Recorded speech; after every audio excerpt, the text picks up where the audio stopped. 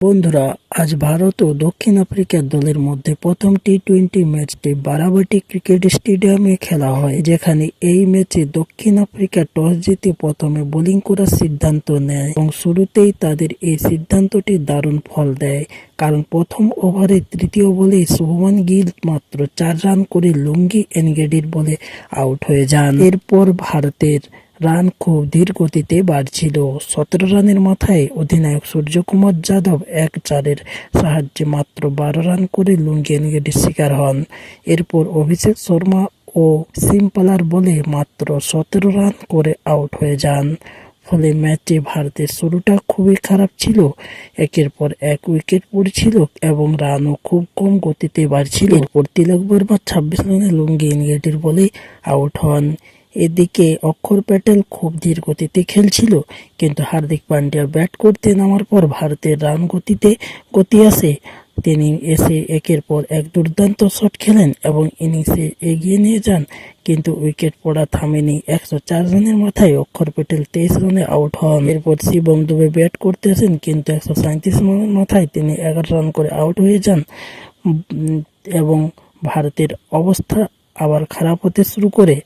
তবে এদিকে হার্দিক পান্ডিয়া দ্রুত রান সংগ্রহ করে যাচ্ছিলেন। শেষ দিকে জ্যোতিষ শর্মা 5 বলে 10 রান করে একটি ছক্কা মারেন, তিনি নট আউট থাকেন। হার্দিক পান্ডিয়া মাত্র 25 বলে হাফ সেঞ্চুরি পূর্ণ করেন এবং পুরো 20 ওভার খেলে ভারত 6 উইকেট হারিয়ে 175 রান তোলে। হার্দিক পান্ডিয়া 28 বলে 4টি ছক্কা, 4টি চারের সহায়তায় 59 রান করে নট আউট থাকেন। 30 ও 10 রানে নট আউট ছিলেন। দক্ষিণ আফ্রিকার পক্ষে থেকে লুঙ্গি এনগেডি দারুণ বল করে 3টি উইকেট নেন এবং লুথো সিম্পলা নেন 2টি। ম্যাচে জিততে দক্ষিণ আফ্রিকার দরকার ছিল 176 রান, কিন্তু শুরুতেই তাদের অবস্থাও খারাপ হয়, কারণ দ্বিতীয় বলে অর্শদীপ সিং ডিককে 0 রানে আউট করেন। 16 রানের মাথায় ট্রিস্টান স্টাওয়ার্স মাত্র 14 রান করে অর্শদীপ সিং এর বলে আউট হন। একের পর এক আউট পড়তে থাকে। 40 রানে অক্ষর প্যাটেল দক্ষিণ আফ্রিকার অধিনায়ক মালকরমকে বোল্ড করেন এবং তিনি 14 রান করেন। 45 রানের মাথায় হার্দিক পান্ডিয়া ডেভিড মিলারের মাত্র 1 রান করে আউট করেন।